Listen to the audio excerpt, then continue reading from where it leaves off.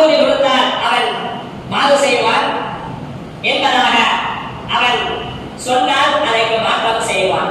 ஒன்றை சொல்லிவிட்டு அதற்கு மாற்றம் செய்யணும். இதுவும் இணை வைப்பது மிக பெரும் தமிழ் மட்டும்தான் நீங்கள் வளர்க்க வேண்டும். இரண்டாவதாக நபி அவங்க சொன்னாங்க, பெற்றோர்களை நோவினைப்படுத்துவது பெரும் கஷ்டக்கார.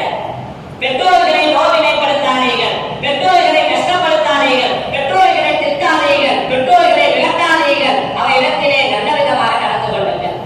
அவர் நபிகள் ஸல்லல்லாஹு சொன்னாங்க, பெரும் பாவங்களை பற்றி நபி அவங்க சஹாபாக்களிடத்தில் சொல்லும் பொழுது, அல்லாஹ்வுக்கு இணை வைப்பது பெரும் பாவம், பெற்றோர்களை நோவினைப்படுத்துவது, கஷ்டப்படுத்துவது, அவைகளை அடிப்பது, திட்டுவது பெரும் பாவங்கள் என்பதாக நபி அவங்க இரண்டாவதாக சொன்னாங்க. இந்த 2 விஷயத்தை சொல்லும் போது நபி அவங்க தூணுல சாஞ்சு உட்கார்ந்து இருந்தாங்க.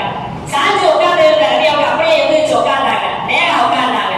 நேரா உட்கார்ந்து சஹாபாக்களை நீங்கள் கவனத்திலே வையுங்கள் என்பதை சொல்லிவிட்டு நபி அவங்க சொன்னாங்க, சஹாபாக்களே பொய் சொல்வது பெரும் பாவங்களில் கட்டுப்பட்டது. சஹாபாக்களே பொய் சொல்வது பெரும் பாவங்களில் கட்டுப்பட்டது.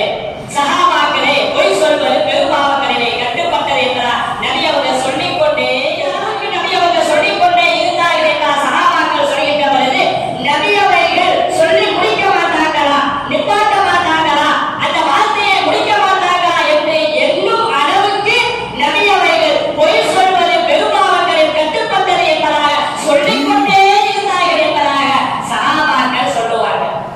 பேசியிருப்பாங்க, அப்படியே அந்த பொய் ஊத்திக்கிட்டே இருக்கு நம்ம மனசை. ஐயோ பொய் சொல்லிட்டவே, என்னாவோ ஏதாவது பொய்யில வாழ்க்கையில உள்ள பொய்யை நிறைய மனசை ஊத்திக்கிட்டே இருக்கு. உண்மையை பேசிப்பாங்க, அப்படியே ராகத்தா இருக்கும், மனசு நிம்மதியா இருக்கும்.